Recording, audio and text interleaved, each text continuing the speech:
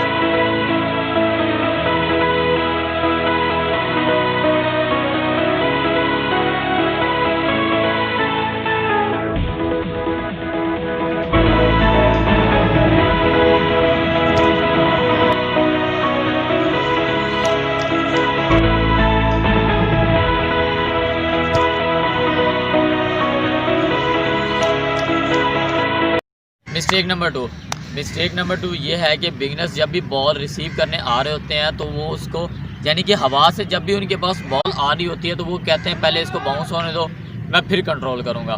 लेकिन अगर वो बॉल को बाउंस होने देते हैं तो इससे 50-50 चांस हो जाएंगे, शायद आपसे डिफेंडर बॉल लेके चला जाए, ओपोनेंट टीम का बंदा आपसे बॉल लेके चला जाए। ही अगर आप बॉल को बाउंस होने से पहले अपनी चेस्ट, थाई या किसी भी एरिया पर बॉडी के कंट्रोल कर लेते हैं तो वो बॉल आपके पास ही होगा, आप उसको जिस तरह मर्जी लेकर रन अप कर सकते हैं। यही अगर आप उसको बाउंस होने देते हैं तो वो नीचे बाउंस होकर आपके मुंह पे भी लग सकता है, आपके ऊपर से भी गुजर सकता है। तो दोस्तों, मैं आपको यही सजेस्ट करूंगा कि आपने बॉल को बाउंस होने से पहले ही कंट्रोल करना है।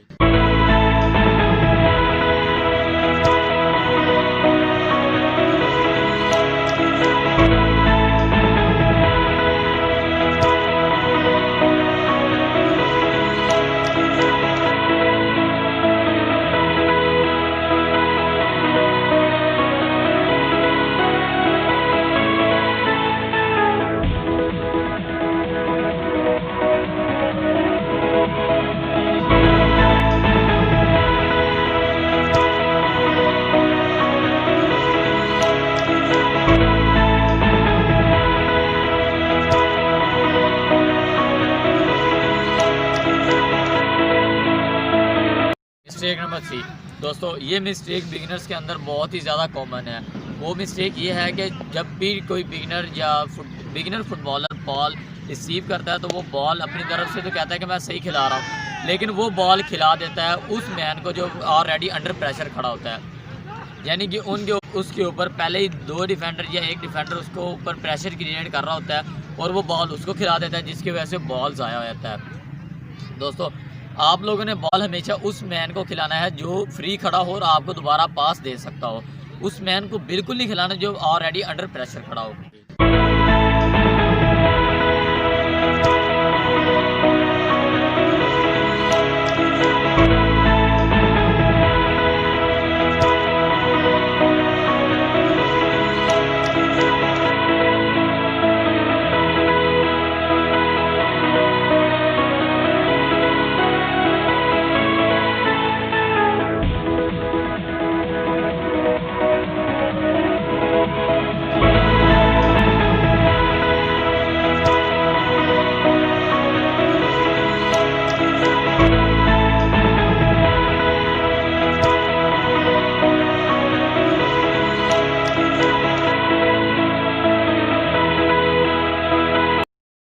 मिस्टेक नंबर 4 ये है कि जब भी किसी बिगिनर को बॉल दी जाती है तो वो अपनी तरफ से रन अप लेने के लिए डिफेंडर्स की तरफ मूव करता है। डिफेंडर की तरफ दोस्तों आपने बिल्कुल मूव नहीं करना, क्योंकि जब आप डिफेंडर की तरफ मूव करेंगे तो इससे एक चांस क्रिएट होगा डिफेंडर के पास या किसी ओपोनेंट टीम के प्लेयर के पास कि वो आपसे बॉल ले सके।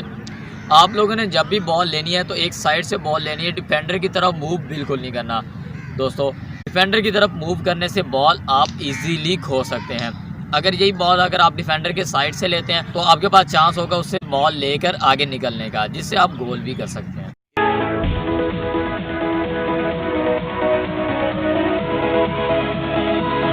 मिस्टेक नंबर 5 में दोस्तों मैं आपको बताता हूं कि जब भी बिगिनर्स को बॉल रिसीव करने का कहा जाता है तो वो अपनी स्पेस नहीं सही जगह पे बनाते हैं, यानी कि वो किसी डिफेंडर या ओपोनेंट टीम प्लेयर के पीछे या उस एरिया पे खड़े होंगे जहां पे आपके मैन यानी आपकी टीम का मैन उसको पास नहीं कर सकता होगा।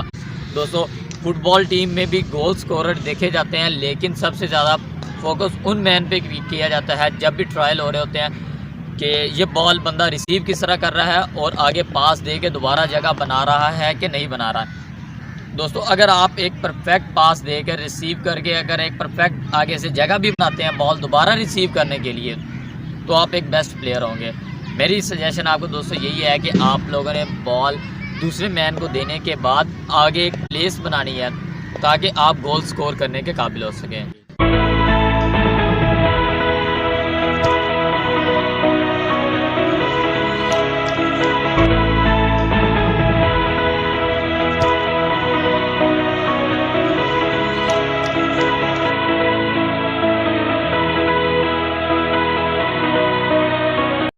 मिस्टेक नंबर 6 ये है कि हवा के प्रेशर और स्पीड को अंडर एस्टिमेट करना, यानी कि जब भी बॉल हवा अगर ज़्यादा स्पीड में है तो मैन ये करते हैं कि बॉल हवा में शूट कर देते हैं, जिससे एक तो आपके बॉल की स्पीड कम हो जाएगी। स्पीड कम होने से वो आपके मैन के पास नहीं जाएगा, उससे पहले ही गिर जाएगा, बाउंस कर जाएगा, जिसकी वजह से आपके मैन के पास जाने की बजाय वो बॉल आपके ओपोनेंट टीम के पास भी जा सकती है। लेकिन बाज़ औक़ात आपने इंटरनेशनल गेम्स में ये भी देखा होगा कि गोलकीपर किक कर रहा होता है, हवा इतनी ज़्यादा स्पीड में होती है कि उसी के ही गोल में बॉल गिर जाती है। तो दोस्तों आप लोगों ने जब भी हवा तेज़ में गेम करनी हो तो आप लोगों ने ज़्यादा कोशिश करनी है कि ग्राउंडेड गेम करें। ग्राउंडेड गेम करने से ये होगा कि हवा का प्रेशर कम होगा और आपका बॉल जिस स्पीड से आप फेंकेंगे उसी स्पीड से ही जाएगा।